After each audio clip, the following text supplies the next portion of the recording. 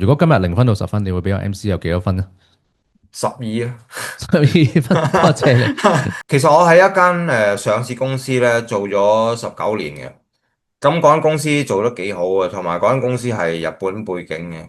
咁因為我覺得打工 OK，咁打工好穩定嘅，咁但係亦反正都冇乜特別嘢帶到俾公司。咁我不如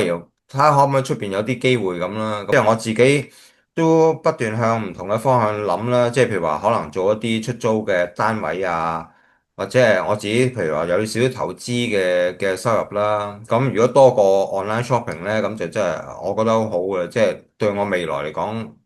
起碼多咗嗰個安穩性咁啦嚇。因為其嗯，實有啲嘢就係我點解想揾 MES 幫手咧，就因為你哋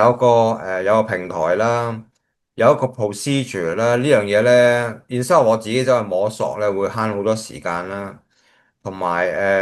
會踩少好多坑啦。即係呢樣，我覺得係你絕對可以幫到我，同埋我其實對呢樣嘢都好有興趣，因為長遠嚟講，我都希望可以做到啲嘢咧，可以唔使我太 hands on，經常要 monitor 住佢，而可以咧幫我去賺取少少嘅入息咁樣啦。如果今日0分到10分，你會俾個 MC 有幾多分呢？12啊。12分，多謝你。